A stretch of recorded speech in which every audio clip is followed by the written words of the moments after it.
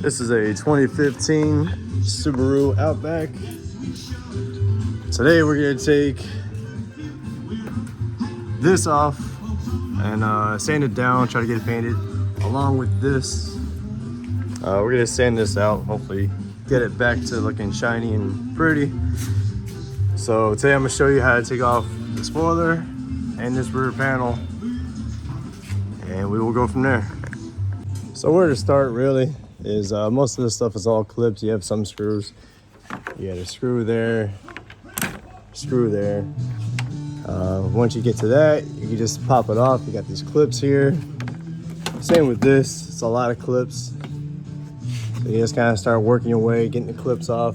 You can see them in there, right there. Work your way around. I'm gonna get back to this side and take off this screw, this screw. You don't need to worry about that. Stay tuned. Will say if you don't have a kit like this, I would recommend getting them. It's very good to have. So we're just gonna pop this off, try to do this all one-handed. Get in there, just kind of pry it down a little bit. Be careful not to break your clips. The clip in there, you can't really see it. Not really the right idea to be doing this one-handed.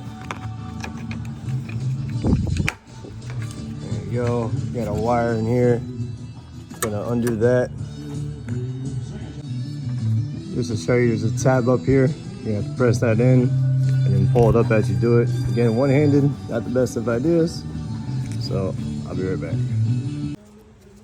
So once you get this wire undone, you need to pull back this panel a little bit so you can get to a screw right here, one of those little plastic screws. So you just kind of try to get this out the way as best you can. Let's do some more clips.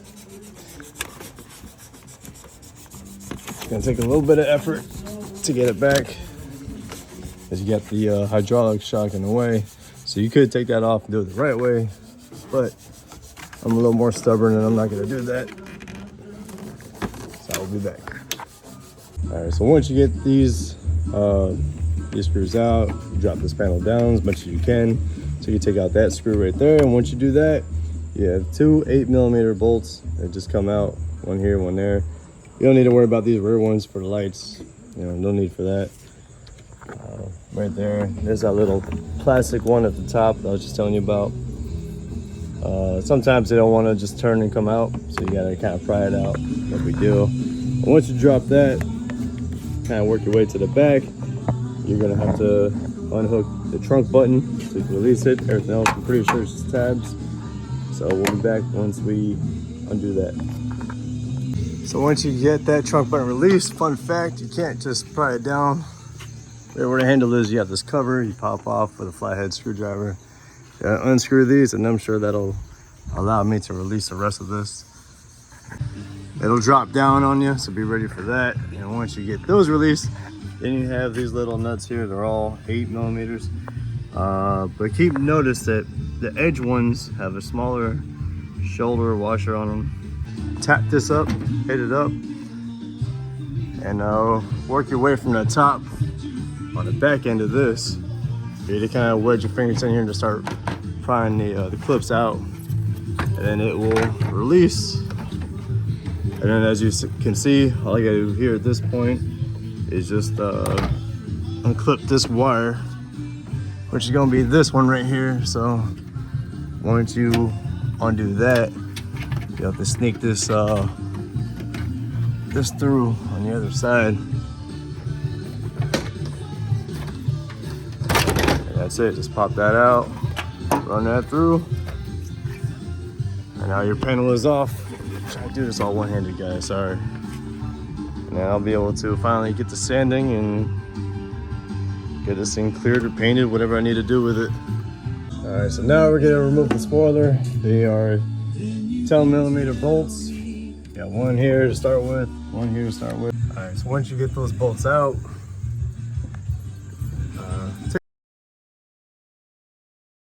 takes a little bit of effort. So you gotta pry them up. Hope you don't break your clips as you do it, or you can try to loosen them as you're doing it. Work your way over. So once you get it released, Gotta unhook this wire right here, and you're home free. So once you have these off, next thing you're gonna want to do is tape them off. And although it looks like a separate piece, it is not. So you got to tape your line real nice and smooth all the way through. Same thing with this. I'm gonna probably pull this back just a little bit so I can get in there under the rubber seal. And next step will be onto sanding. Here we go.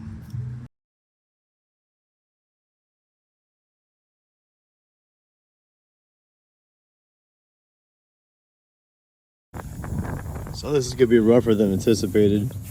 Again, I need to probably repaint this for sure. So I'm gonna take a DA to it, start with probably 220.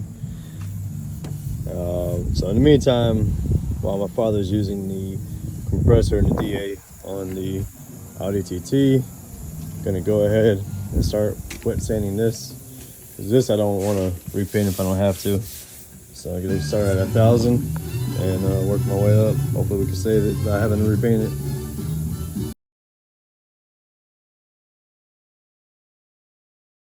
Let's go see if I can just save the paint by buffing it out. And although it looks okay, you know, I'm not a big fan of it. Up here it's a little hazy. You know, the detail in the trees you can see are a little, you know, a little hazy. Did this, didn't turn out good at all. And this is where I didn't touch it the least bit. So you can see what I'm dealing with here. So I'm gonna go ahead and start off with just some 1500. Just give it a little light sanding, and then from there 2000, and then I'll go ahead and buff it out, and you'll see the difference and how much better it looks. So stay tuned. All right, so you can see where it was sanded, just the top portions over here, and then Florida where everything gets killed from the top down. So now that that's ready and prepared, we're gonna go ahead and buff it, see how it turns out. Hopefully like new. So here we are, finished product. This is after 15, going on to 2000. A lot better. Not perfect, but definitely better. I mean, the car is already 8 years old, so it's gonna have its imperfections. But better than it was. That's what we aim for. If you need any help on how to do buffing techniques, just let me know and I will clue you in. Thanks.